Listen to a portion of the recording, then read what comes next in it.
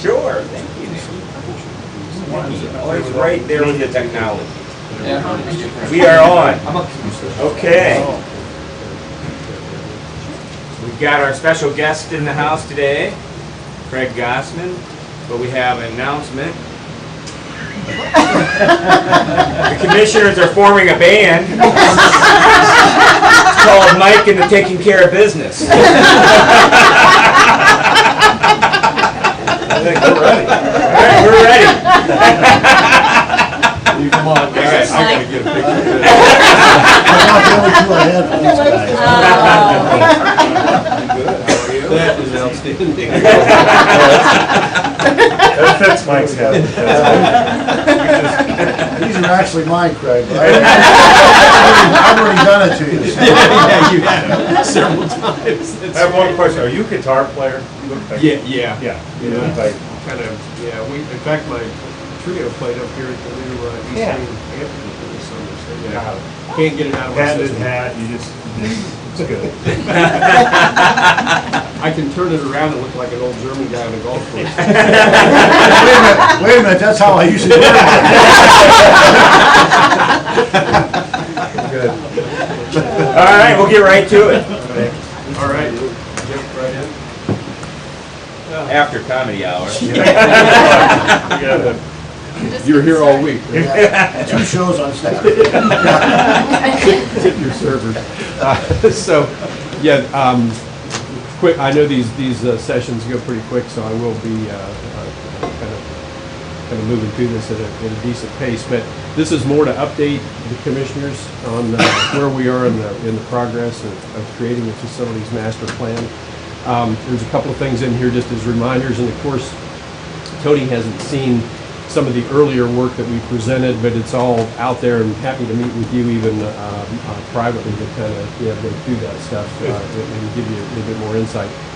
Don't stare at the screen too much. It's hard to read this, so don't worry too much about that. But this is kind of to just speak to schedule. As you recall, we got going in February, but we were trying to find information, find drawings. In fact, there's still even some of that still going on, but that's neither here nor there. We've continued to kind of motor through and do what we need to do, but we are still trying to find some additional information on employee counts and a couple of other things.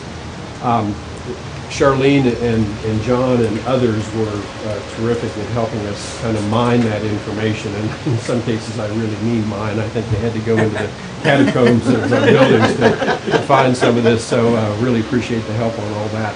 But we are here in September at this point in time, and we'll talk about maybe next steps after at the end of the presentation. We're still kind of creating. These things always evolve and kind of go take their own course for project to project.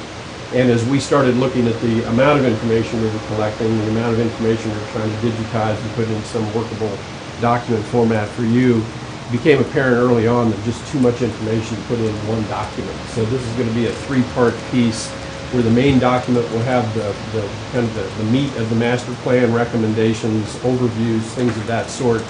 And then each of the sections, Appendix A and Appendix B, will have individual building inventories in them because you've got quite a collection of buildings, and we're just going to bulk up the rest of the document to do that. And we think it's nice to have it as a standalone so that you can use it as a workbook or work tool from time to time. And then Appendix B is actually the original scanned documents. So we've taken liberties to kind of clean some of those up.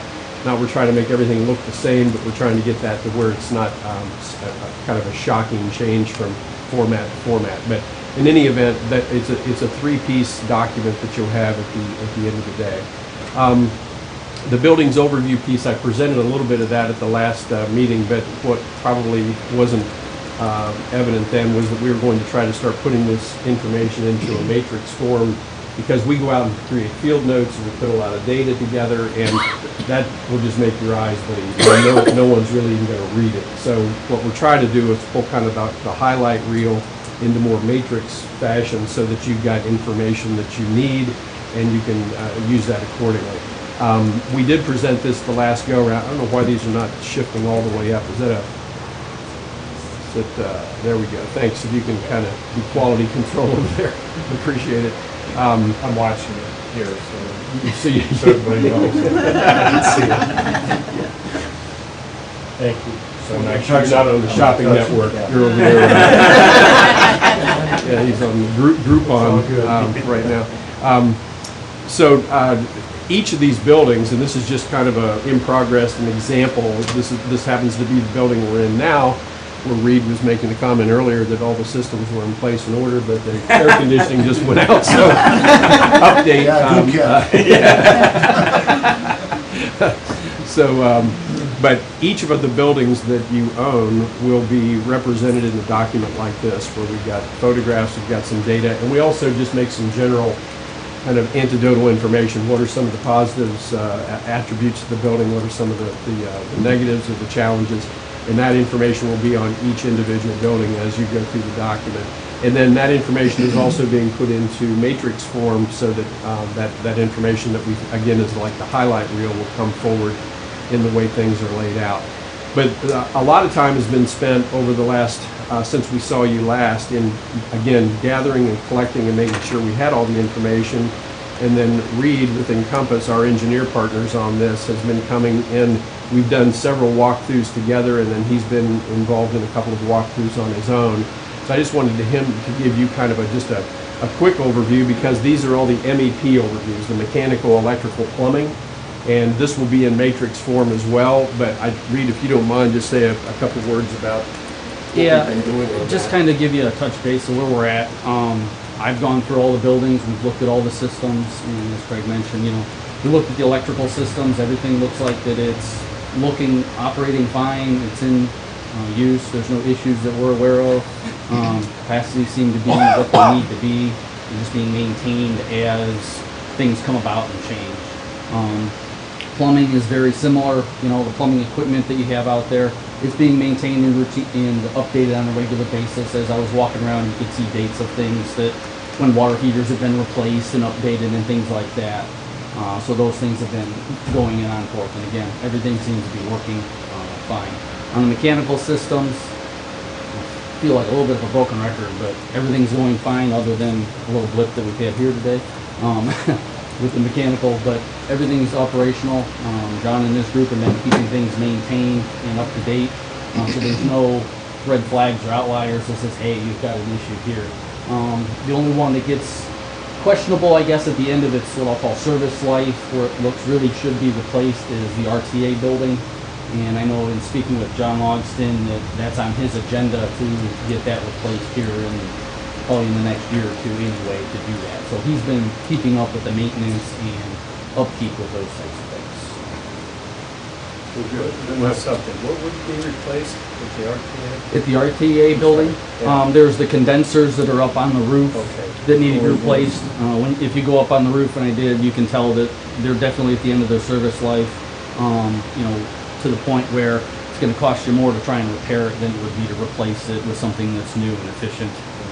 And then along tied with that is usually the air handlers and the units inside that actually take that back and forth. So that's what he's looking at having replaced and updated.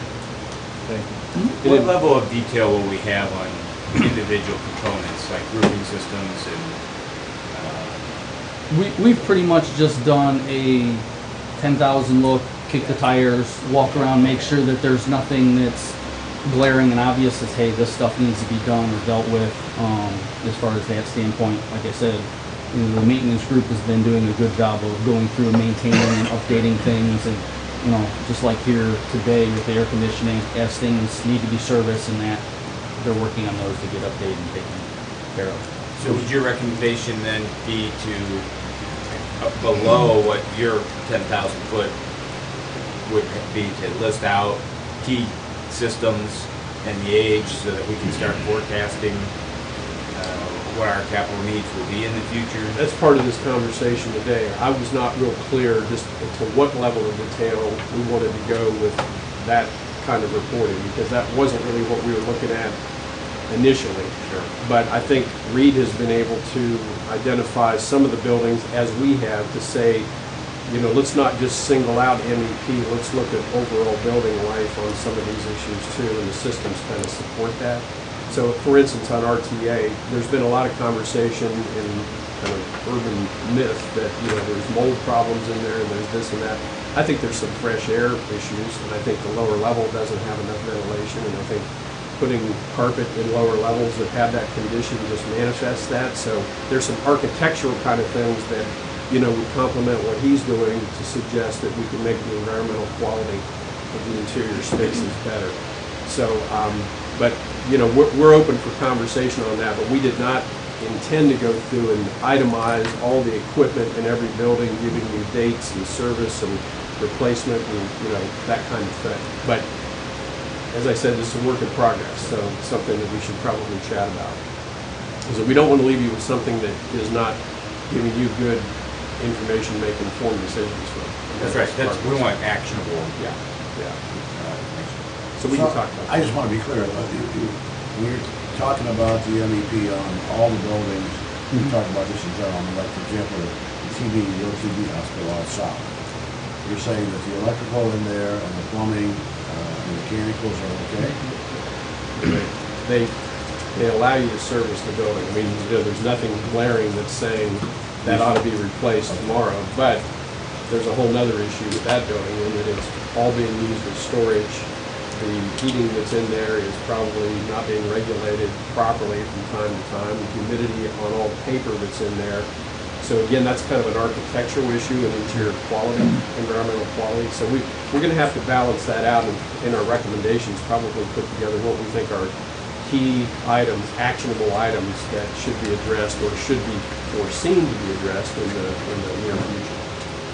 So the other question is, we're maintaining them, Stacy might know this, but we don't know how much, I don't know how much money we're putting in to maintain it, so then it becomes a cost benefit, right? Correct. I mean, we've got John, we've got great maintenance staff, everybody does whatever they have to do.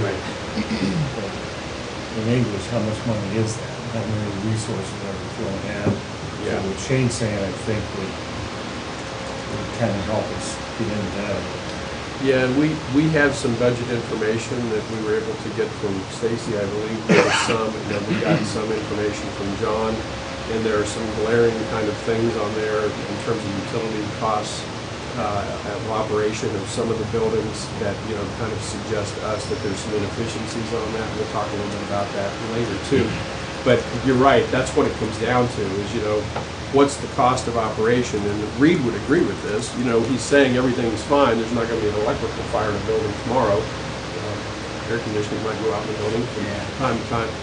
But, you know, there are going to have to be some decisions made about, you know, how much money do you put into a facility, stretching that out over time, versus saying, should we just, you know, start thinking about a replacement program and consolidation program of some things, and start to think about new brick and mortar that might even replace that. And not jumping ahead here to get to the end, but those are the kind of decisions and recommendations we would probably make based on the economics of that, not just in architectural and mechanical. So I don't want to get too far either, but we over the last 4 or 5 years, we've actually had local guys go look at these things and give us some sense. One of the things that came out was that, not necessarily the mechanicals, but you know, sandstone on the front of the building started to crumble. It's time to get that replaced or something like that. Or, you know, QB hospital, we talk about, and it's got some real needs for cleaning and tucking. Right. You know, how much is that going to be, those kind of things. So I assume you get into that kind of stuff. as We'll make well. some recommendations on that, Jack. Yeah. So, so yeah, stay tuned. There's still more meat to put on the bone on this, but that's kind of what we're thinking right now. All right. Okay? Thanks, Reed. Yep. So, send that slide up. Yeah, there we go. So what we're trying to do relative to efficiency of buildings is look at not just space planning, but we're looking at interior environmental quality of the space, all of those kind of things. But what we've tried to look at are what are the office trends and what are the standards from which we can measure what we have, measuring it against something.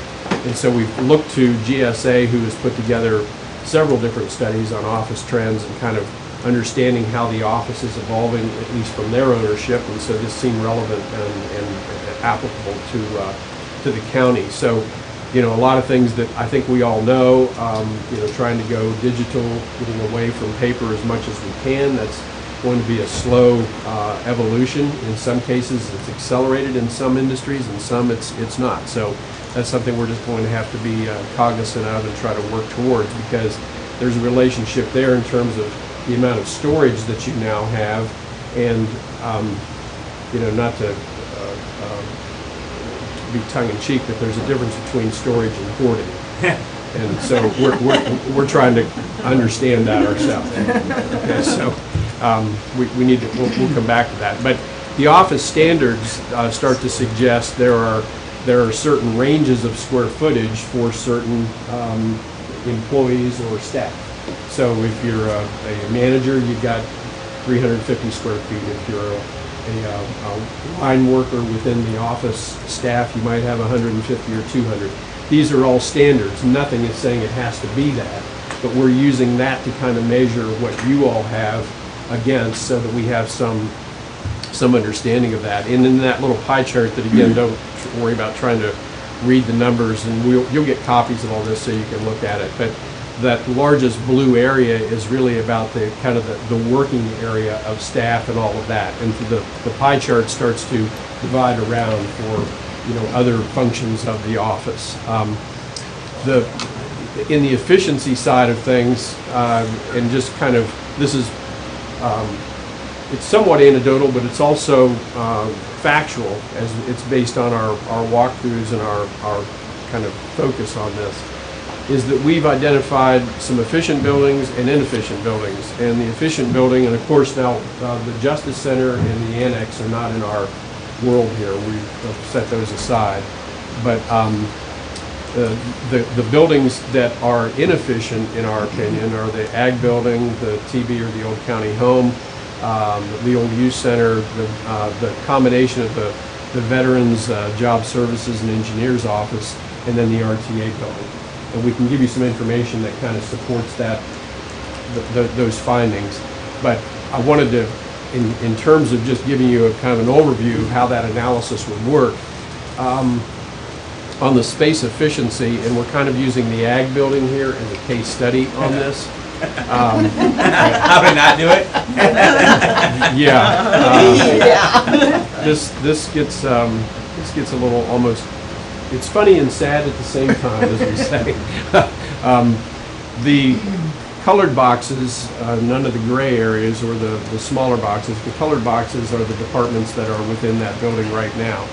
The gray areas are pretty much vacant or unoccupied space. And the light gray areas are the circulation areas, the corridors and hallways. The little gold boxes are either mechanical closets or restrooms.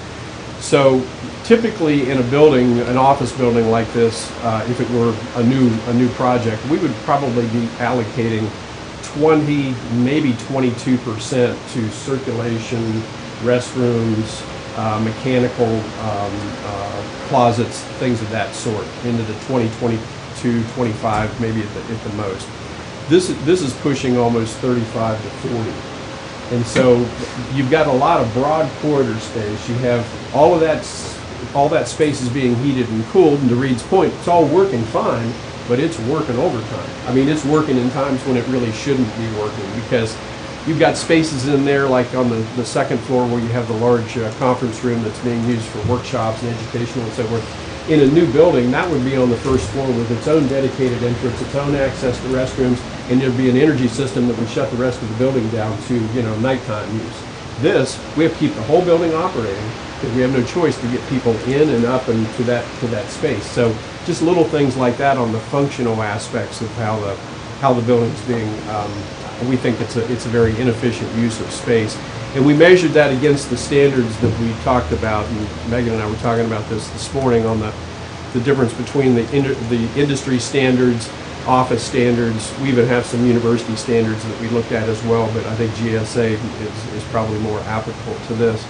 And there's some areas in here where we're hitting the standard and many that we're not. We're well below it, or we just have more space than we need for the people. Now, you know, you talk to an employee, it's like asking a mechanical contractor, an HVAC contractor in the design process, how much room do you need for a mechanical closet? Well, they'll have enough room in there to work on the unit and have a lunch break at the same time, you know, because they're just thinking, but you know, literally it could be very small, compact and tight and have access to it and still work. It might be a little tight, but you don't want to pay for space that you really aren't getting good value out of. And so the same thing kind of applies to employees and staff. Everybody likes to be comfortable. Nobody likes to sit on top of each other. But there's a lot of space in this building that's just underutilized. It's inefficient. And when I looked at the numbers on the operation utility cost, this seemed to be almost through the roof, no pun intended, of how much money was going into the building. So that's kind of just, you know, in broad brush what we're doing on this space efficiency diagram. And we're going to look at the other, what we consider to be the inefficient buildings, and do the same kind of overview analysis. But falling out of this, at least what's tracking to us right now, you know, how do documents like this evolve into recommendations? And we're kind of calling these the pot of big ideas that we think could be applied to all of your holdings, whether it's the downtown campus or the farm campus. We think that we need to have a little bit more focus on sustainable practices. I'll go into some of the breakdown and detail of that later. Consolidation, kind of what we've been talking about relative to storage and utilization of space, and in some spaces being replicated where perhaps if it were all under one roof, we could get more efficiency out of it. An improved farm campus in that it's not really a campus. It's a series of buildings with their own parking lots and their own access, and there's not a whole lot of there. So we think there's some improvements on that. And this is not just about image, it's also about function and quality of work environment. Some of that relates to the very next topic, both there and downtown, relative to wayfinding.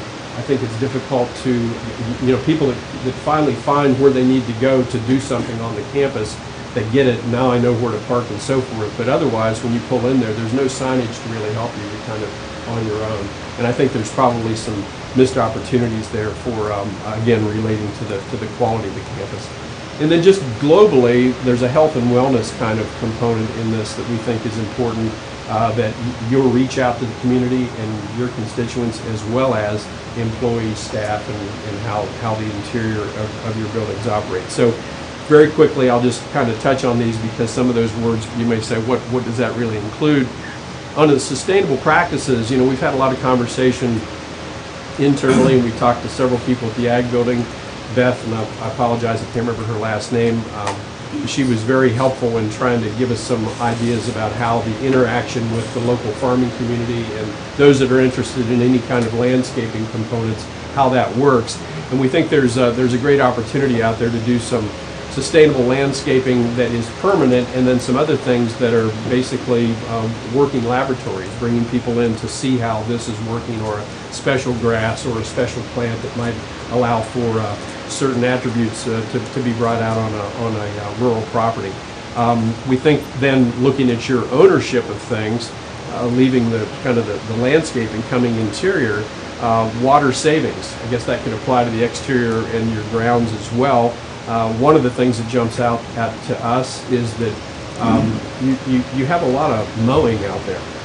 You know, mowing is kind of becoming a bit of a dinosaur in the past, in that if we can look at sustainable landscapes that are drought tolerant and have, you know, the abilities to maintain themselves and look aesthetically pleasing, then that lets us cut down on the mowing. It's also kind of an environmental thing, because it's cutting down on the fuel used to mow the grass. So there's kind of a trickle down with all that. The energy efficiency really applies to what we just have mentioned about the Ag Building and some of the other buildings that Reed and our team are looking at. Material selection is, you know, just making quality decisions about certain things, not just running off to Home Depot or wherever and grabbing something and putting it up. I've got the LEED certification up there on the upper right-hand corner. We're not suggesting everything should be LEED certified, but some of the practices that you apply to LEED certification are just really commonsensical, and we think those could be applied to some of the decisions you're making about buildings and so forth. On the consolidation, Did I say there's a difference between storage and hoarding? Did I say that? Yeah, okay, just wanted to make sure I put that in there. So, It's the quote of the day. So we want to look at ways in which we could be more efficient with storage. And, you know, if it's something of importance, it shouldn't be in a, you know, area that's not, doesn't have any dehumidification or any environmental quality to it. It's just a box of papers down in a dungeon. That's not the way that we really should be storing things. Now, we know that you've got a plan in place. It seems that it's not moving as quickly as we would like to see it, or you would like to see it.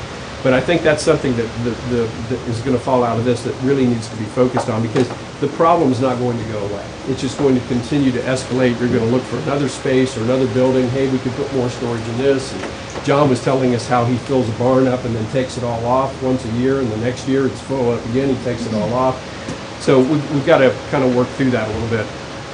And then, of course, some of that, looking into the future, is making sure that we are just putting a lot of things into digital storage, and that you've got, you know, cyber issues with all that and security, and I think those are things that your IT department could really help with, whoever your consultant is. But we really should get more diligent about making sure that we're putting paper to digital from the past, and making sure that we're trying to think more digitally as we move forward.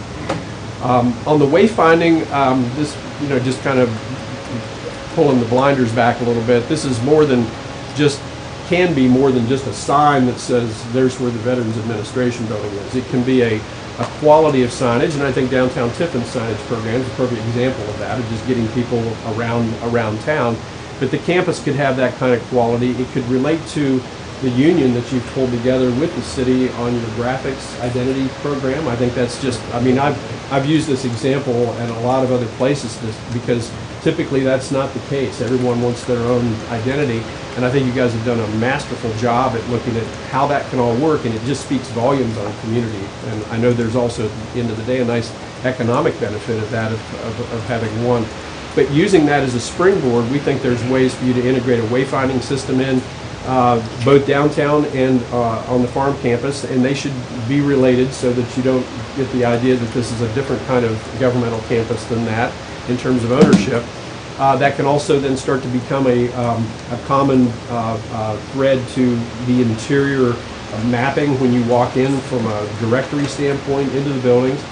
And on the farm property, it's kind of a colored past and history, but we think there's a story to be told, perhaps on the bike trail or at the hubs or at the parking areas, about the evolution of what that property once was, clear back before it was the infirmary and the ownership and so forth, and kind of weave that into the story about what the farm property is today, how it's functioning. These are all great little additives, and part of this stems from the fact that, and I know there's mixed conversation going on about this, but if we're going to integrate a bike trail through the campus, and if we're going to make it more people-friendly with some of the interaction of landscape and sustainable landscape that we can come in and use for educational purposes, we are opening the doors for it to be more of a community-centered kind of campus, not just a business center where people are not, you know, necessarily welcome.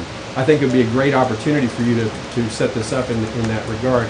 So we can talk more about that another time. On the health and wellness, this kind of relates to all that, because we think the campus could become a terrific place for people to come out, bike, walk, enjoy, and so forth. And perhaps even selfishly speaking for this study, more importantly, the people that are working on that campus have no place to go right now. And wouldn't it be great to know who you're working with and actually have a common area where you can do that?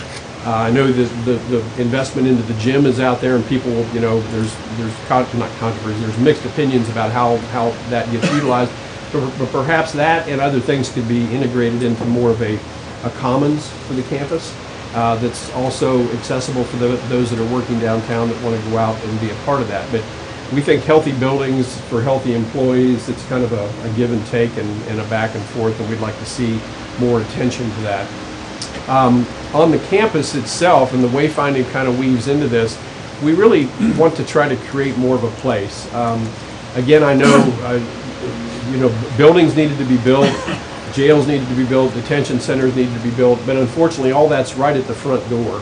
And so, you know, you've got to get past all of that to get to the campus. So it is what it is. There are things like wayfinding, landscaping, some beautification elements, and I think the sustainable landscape can really help try to carve that together. I just put an example up. This is Florence, Kentucky. We were involved in helping them years ago. This is probably 15 or 20 years ago now, of putting together all of their campus holdings into one consolidated area. And we're not trying to create this look at the farm, but it's just to give you the idea of how some places go together to look at how the buildings relate to each other, how it might even relate to recreational needs as well as functional needs and so forth, and how parking's all integrated into that.